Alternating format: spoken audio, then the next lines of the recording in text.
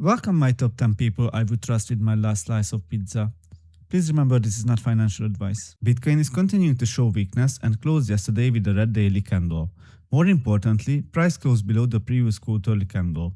Losing such a significant higher time frame level increases the probability that Bitcoin continues moving lower over the coming weeks. One of the biggest reasons I'm leaning bearish comes from the monthly liquidation heat map.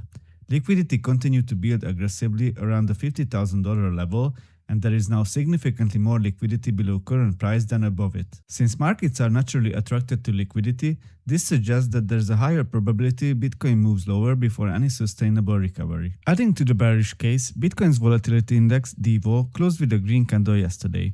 Rising volatility during a downtrend is generally not a positive signal for Bitcoin. It often indicates that larger price swings are beginning, and in the current environment, that risk is skewed to the downside. Another concern is that Bitcoin remains below the short-term holder realized price. Historically, this level acts as an important sentiment indicator. When price trades below it, short-term holders are underwater, increasing selling pressure and making rallies less sustainable. Institutional demand also remains weak. Spot Bitcoin ETF flows continue to print net outflows, showing that institutional buyers are still not stepping in with a meaningful demand. Funding rates remain positive. Positive funding means long traders are still paying shorts. When too many traders are positioned long, the market frequently moves the opposite direction. On the macro side, the US dollar index remains one of the most important charts to watch. After a small pullback, the dollar is already pushing higher again. As long as the DXY continues trending upward, it creates headwinds for risk assets like Bitcoin. Every pullback in the dollar is likely to be viewed as a buying opportunity unless the broader trend changes. Bitcoin has already made fresh weekly and yearly lows. Unsurprisingly, market sentiment has turned increasingly negative. There are ongoing debates surrounding BIP 110, the Bitcoin community appears divided, and concerns continue to circulate about large holders such as Michael Saylor potentially becoming forced sellers. Whether these fears becomes reality or not, they contribute to the current risk of sentiment. The bigger macro picture hasn't improved either. The Federal Reserve has shifted back to a more hawkish stance.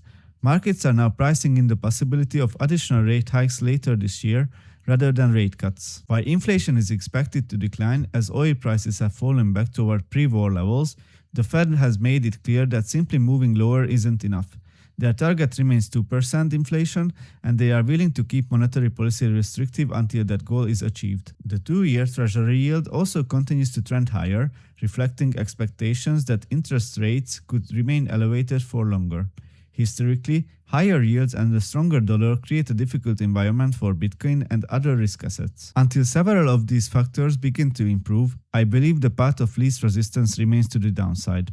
A move toward the $50,000 liquidity zone remains a realistic scenario before Bitcoin can establish a more meaningful bottom. And that's why I posted on X. This is the Bitcoin cycle repeat chart, as I still believe that Bitcoin moves in cycles. If we would repeat the last cycle, this is what we would get. Real bottoms form when the majority of active supply is underwater. We're not there yet. Aviv Nopal hasn't hit the accumulation zone, still above deep value. So what do you think? Has Bitcoin truly bottomed? Or is the real capitulation still ahead? Let me know in the comments. Have a nice day. Bye.